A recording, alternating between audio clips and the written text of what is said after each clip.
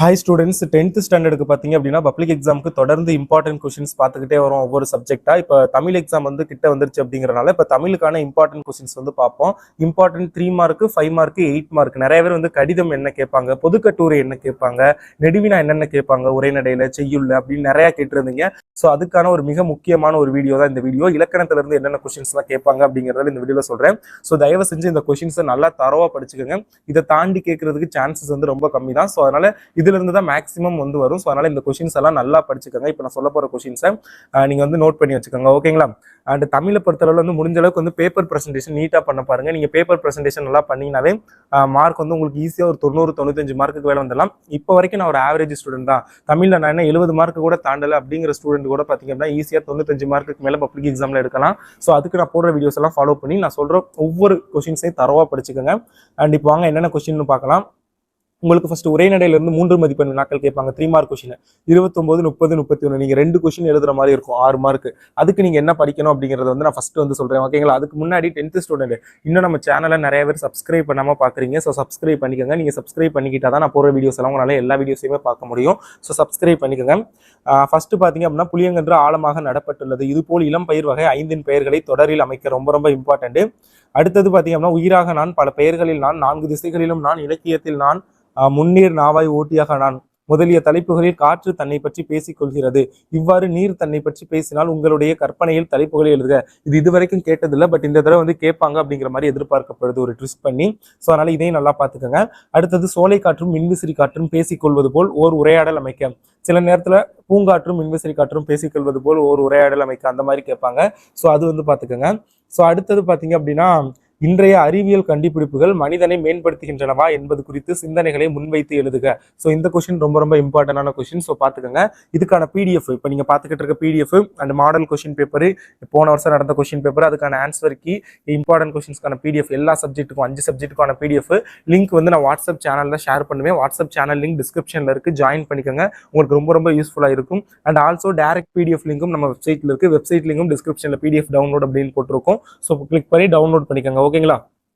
அடுத்தது வேற இம்பார்ட்டன்ட் அப்படின்னு பார்க்கல, தலையை கொடுத்தேனும் தலைநகரை காப்போம், இடம் சுட்டி பொருள் விளக்கம் தருக. ஆக்சுவலி இதுல உள்ள எல்லாத்தையுமே பார்த்துக்கிட்டா நல்லது. இந்த மனிதர்கள் மூளை அந்த படங்கள் வெளிப்படுத்தும் நிகழ்கால குறித்து இது எல்லாம் பார்க்கறது நல்லது. பட் இப்போ லாஸ்ட் நேரத்தில் நம்ம இருக்கோம், எல்லாத்தையும் பார்க்கறதுக்கு மேக்ஸிமம் டைம்.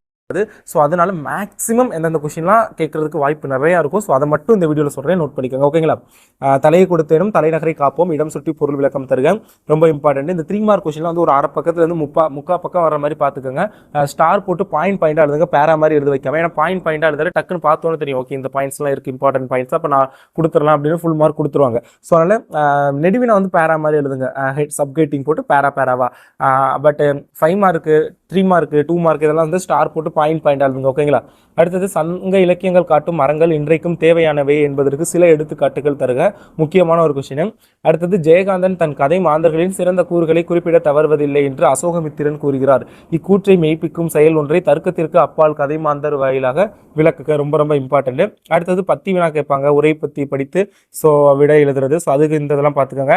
மேக்ஸிமம் அது எல்லாமே ஈஸியாக தான் இருக்கும், பட் இது ரெண்டும் கொஞ்சம் அதிகமாக கேட்குறாங்க. தமிழ்நாட்டு துணை பொருள் அந்த இதுவும். ஸோ அடுத்தது தமிழர் பேரிலும் அறநெறிகளை பின்பற்றினர், இது ரெண்டும் கொஞ்சம் ரிப்பீட்டடாக கேட்குறாங்க எக்ஸாமில். ஸோ அதனால் இது ரெண்டும் நல்லா பார்த்துக்கோங்க. ஸோ அடுத்தது பார்த்தீங்க அப்படின்னா செய்யுள்ல இருந்து கேட்கக்கூடிய 3 மார்க் கொஸ்டின் 32, 33, 34வது கொஸ்டின் கேட்பாங்க. இதில் நீங்கள் 2 எழுதணும். ஸோ அதுக்கு பார்த்தீங்க அப்படின்னா தமிழ் அன்னையை வாழ்த்துவதற்கான காரணங்களாக பாவலர் ஏறு சுட்டுவனையாவை, ரொம்ப ரொம்ப இம்பார்ட்டன்ட். தமிழ் அழகனார் தமிழையும் கடலையும் இரட்டுற மொழியும் பாங்கினை விளக்குக, ரொம்ப ரொம்ப இம்பார்ட்டன்ட். நீங்கள் ஒருவேளை வந்து ஆன்சர்லாம் நோட்ஸில் பெருசாக இருக்குது, படிக்க கஷ்டமாக இருக்குது அப்படின்னா நான் மினி மெட்டீரியல் வாட்ஸ்அப் சேனலில் ஷேர் பண்ணியிருக்கேன். ஸோ அதில் ஆன்சர்லாம் ஷார்ட்டாக இருக்கும். நெடுவினாக்கு நீங்கள் அது படிக்காதீங்க, ஏன்னா அது ரொம்ப சின்னதாக இருக்கும். பட் 3 மார்க் அண்ட் 2 மார்க்குக்கு நீங்கள் அதை படிச்சுக்கோங்க, ஓகேங்களா? அதுக்கான லிங்க்கும் டிஸ்கிரிப்ஷனில் இருக்கும், டவுன்லோட் பண்ணிக்கோங்க. அடுத்தது மழை நின்றவுடன் புலப்படும் காட்சியை வர்ணித்து எழுதுக, ரொம்ப ரொம்ப இம்பார்ட்டன்ட். கூத்தனை கூத்தன் ஆற்றுப்படுதலை கூத்தர் ஆற்றுப்படை எவ்வாறு காட்டுகிறது, ரொம்ப ரொம்ப இம்பார்ட்டன்ட். மாளாத காதல் நோயாளன் போல் என்னும் தொடரில் உள்ள உவமை சுட்டும் செய்தியை விளக்குக, இதுவும் பார்த்துக்கோங்க.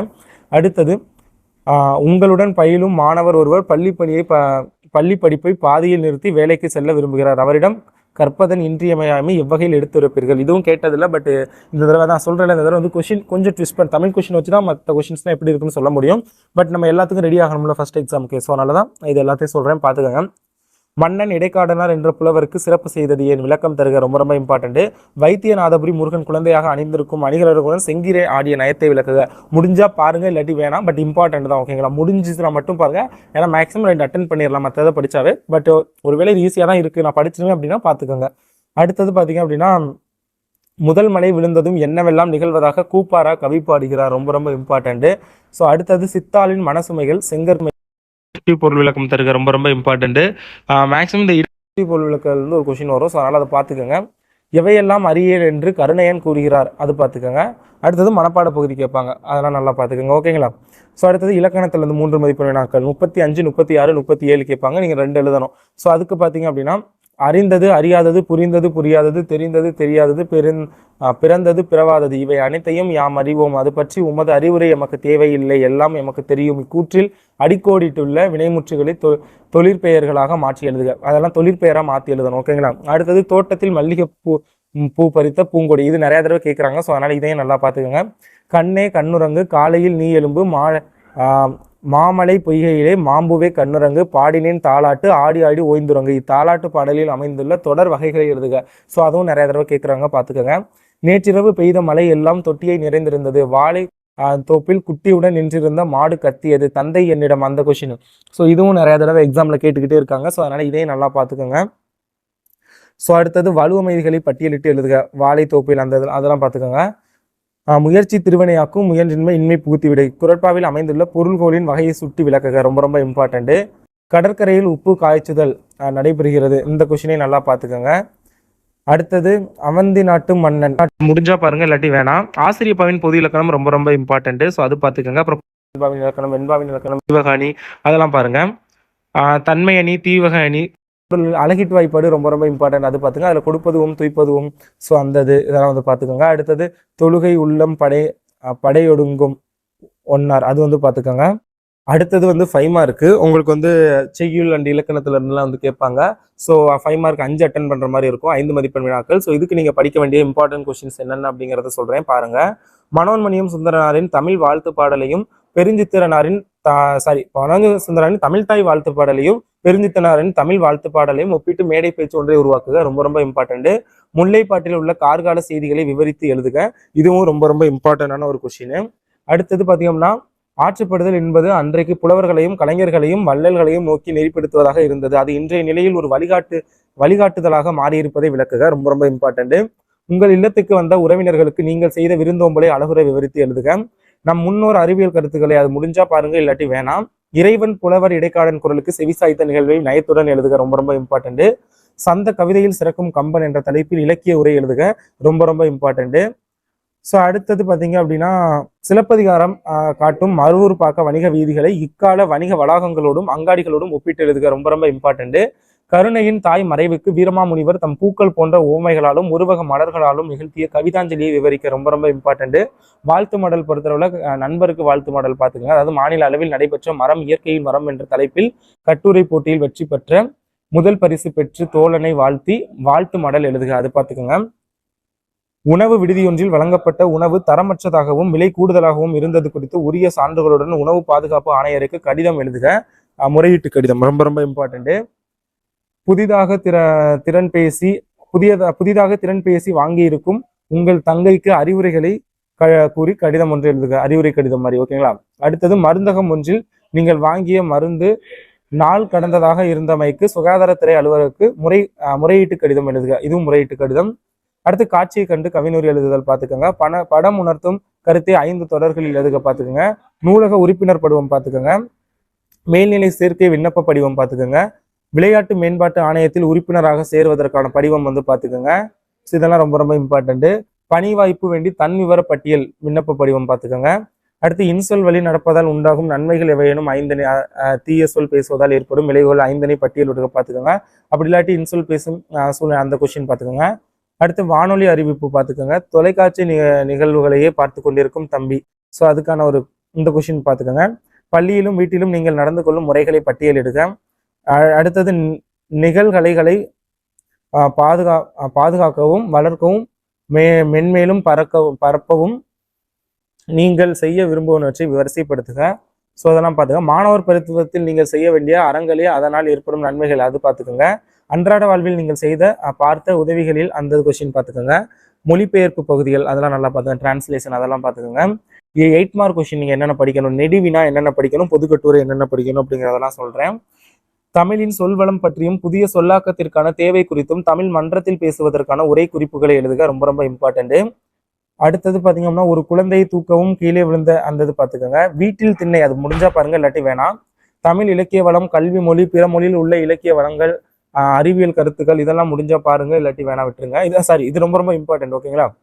நெகிழி பைகளின் தீமை கூறும் பொம்மலாட்டம் இதுவும் பார்த்துக்கோங்க. நிகழ்கலை வடிவங்கள் அது பார்த்துக்கோங்க. நாட்டு விழாக்கள், விடுதலை போராட்ட வரலாறு அது பார்த்துக்கோங்க. ஜெயகாந்தன் நினைவு சிறப்பதில் வார இதழ் ஒன்று வெளியிட இருக்கிறது, அதற்கான சுவரொட்டி வடிவமைத்தை தருக, ரொம்ப ரொம்ப இம்பார்ட்டன்ட். புயலிலே ஒரு தோணி கதையில் இடம்பெற்றுள்ள வருநிலைகளையும் அடுக்கு தொடர்களும் ஒலிக்குறிப்பு சொற்களும் புயலில் தோணிப்படும் பாட்டை எவ்வாறு விளக்குகின்றன, ரொம்ப ரொம்ப இம்பார்ட்டன்ட். கற்கை நன்றே பிச்சை புகினும் கற்கை நன்றே, ரொம்ப ரொம்ப இம்பார்ட்டன்ட். அடுத்தது உங்கள் ஊரில் கடின உழைப்பாளர் அந்த கொஸ்டின் பார்த்துக்கோங்க. ராமானுஜர் முடிஞ்சா பாருங்க, இல்லாட்டி வேணாம். அழகிரிசாமியின் ஒருவன் இருக்கின்றான் சிறுகதையில் மனிதத்தை வெளிப்படுத்தும் கதைமாந்தர் குறித்து விவரித்து எழுதுக, ரொம்ப ரொம்ப இம்பார்ட்டன்ட். அடுத்தது குறிப்புகளை கொண்டு கட்டுரை அது பார்த்துங்க. முன்னுரை, இயற்கை இயந்து வாழ்வும் வந்தது. அப்புறம் கட்டுரை எழுதுதல், தலைப்பு வந்து விண்வெளியும் கல்பனா சால்வாகவும். பள்ளி ஆண்டு விழா மலருக்கு நீங்கள் அது கவிதை நண்ப நூலுக்கான மதிப்புரை எழுது அந்த இது பார்த்துக்கோங்க. உங்கள் பகுதியில் நடைபெற்ற அரசு பொருட்காட்சிக்கு நீங்கள் சென்று வந்த நிகழ்வை குறித்து கட்டுரை எழுதுக. ஸோ இதெல்லாம் தமிழில் படிக்க வேண்டிய முக்கியமான 3, 5, 8 மதிப்பெண் வினாக்கள் சொல்லியிருக்கேன். நீங்கள் 2 மார்க் ஆல்ரெடி பார்க்கல அப்படின்னா இதுக்கு முன்னாடி வீடியோ போட்டேன் பாருங்க. நான் இதுக்கடுத்து மாடல் கொஸ்டின் பேப்பர் ப்ரெசன்டேஷன் வீடியோலாம் அப்லோட் பண்ணுவேன். ஸோ மறக்காம சேனலை சப்ஸ்கிரைப் பண்ணுங்க. நல்லபடியாக படிங்க, நல்லபடியாக தேர்வு வந்து எதிர்கொள்ளுங்க, பயப்படாதீங்க, ஈஸியாக தான் இருக்கும். ஸோ நான் கொஸ்டின் கொடுத்த எல்லாத்தையுமே நல்லா படிங்க. நான் எல்லாத்தையும் படித்து முடிச்சிட்டேன் அப்படின்னா புக் பேக் 1 வாரத்துக்கு மறுபடியும் ஒரு தடவை பாருங்க. அண்ட் அகைன் வந்து வேற ஏதாவது படிக்காதது இருக்கு அப்படின்னா அந்த புக்குக்கு பின்னாடி டிரான்ஸ்லேஷன், கலைச்சொற்கள் அதெல்லாம் வந்து நல்லா படிங்க.